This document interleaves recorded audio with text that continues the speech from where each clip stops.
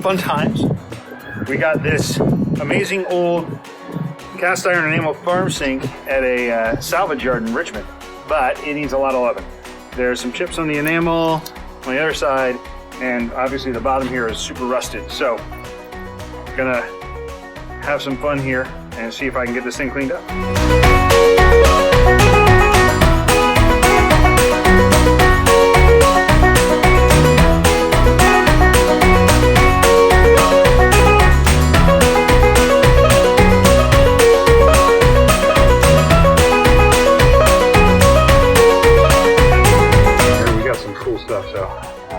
Good old engraving made in the United States of America by Standard Sanitary Manufacturing Company, Baltimore, Maryland. And there's the model number, and it looks like that's a born on date, August 4th, 1930. So we got a 90-year-old sink we're working.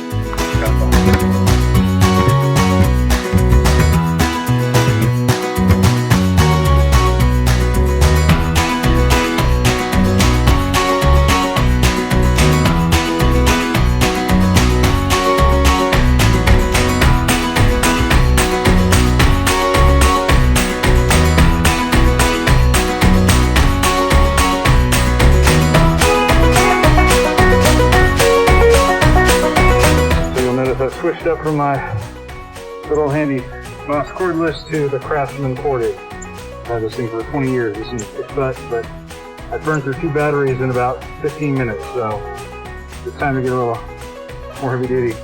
You'll notice all these little wires in here, that's all stuff coming off of that bucket.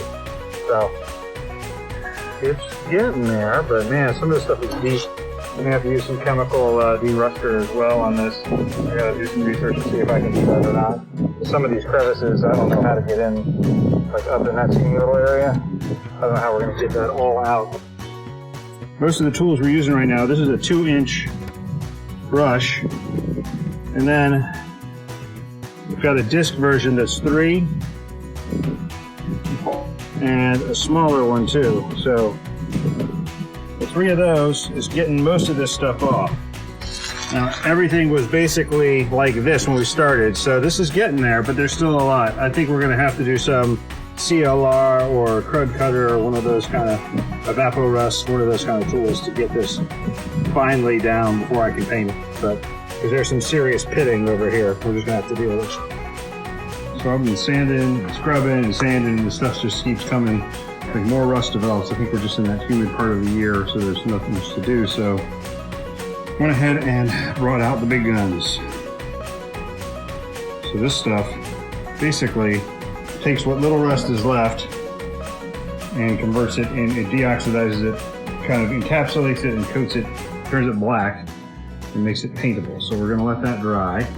Probably have to do another coat because you can already see some stuff didn't quite take. See if this will get us where we need to go. But all in all, it's looking there just a lot of years of rust. I mean, you can see serious pitting over here. So we don't know. I mean, it may just be something where we spray this until we got a paintable surface, and then we just paint it with a rust lock primer. We got something here from self-etching primer. Stuff's rust.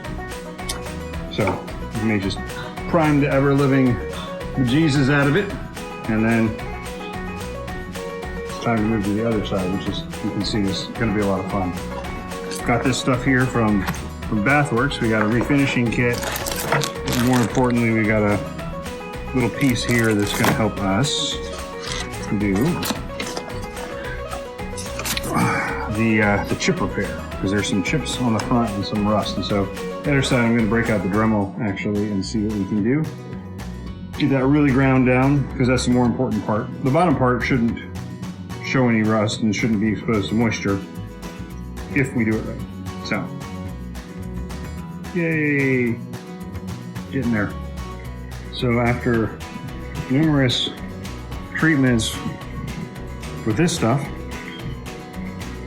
I'm trying to get rid of all the rust. It got pretty close. There were a couple little pieces that we didn't, that just were tough. And so we took a Dremel to those, got that out, cleaned out, and now we've gone through and self-etching primed it.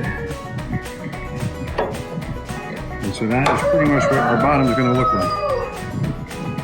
Much better now. All the rust was either treated and encapsulated or removed.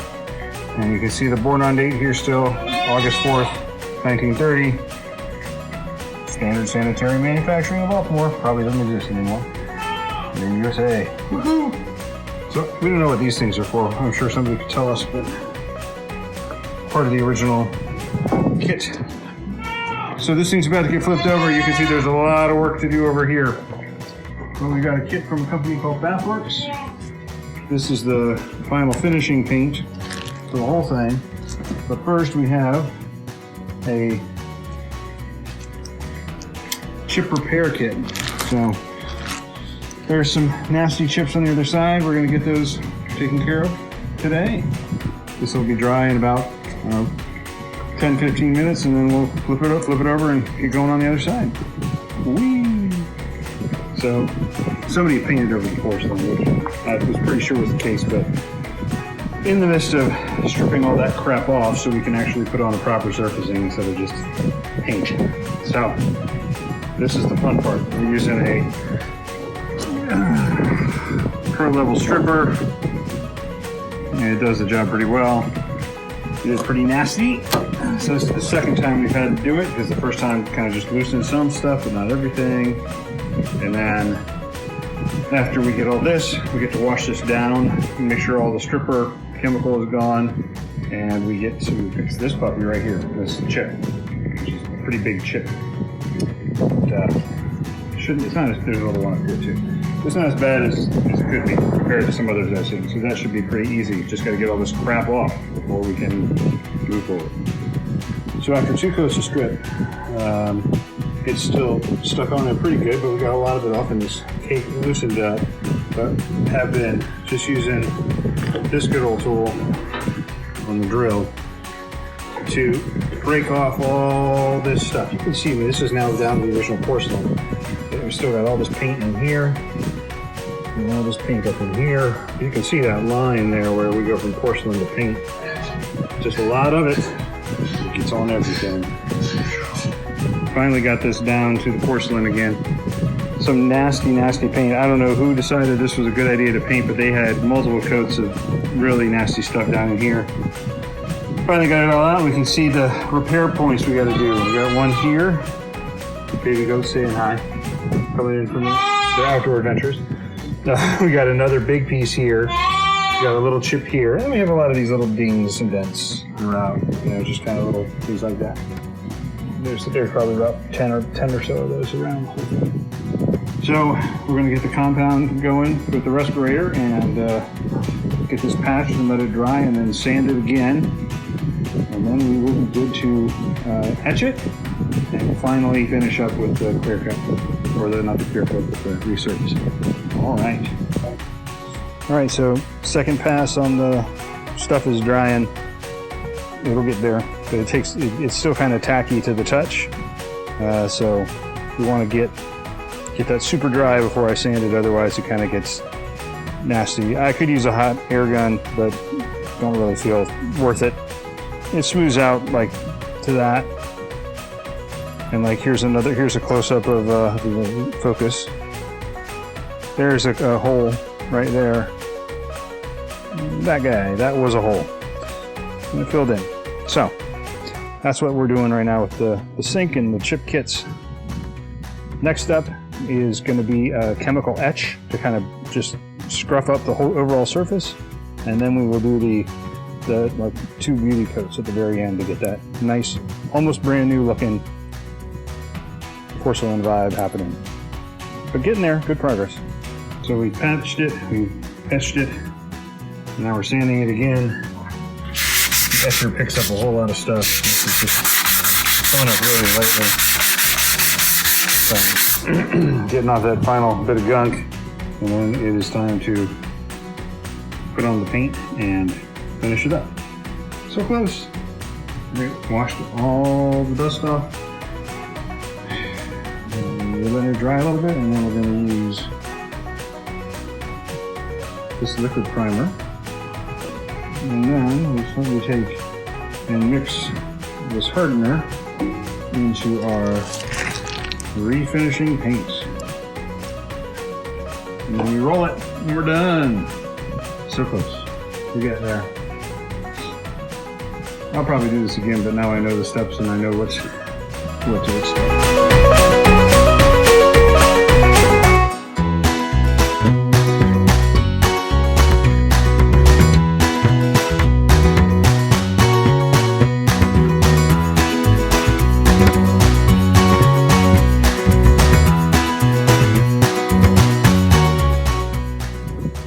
And we are done. Shiny! Look at that shine. Nice and dry. It looks wet, but it's actually dry. Completely dry. So,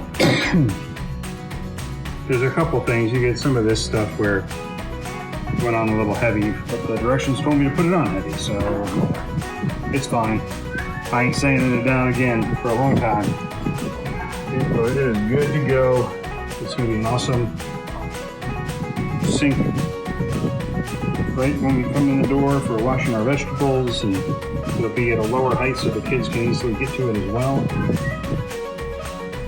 Very excited. It's a 90-year-old sink, almost as good as new.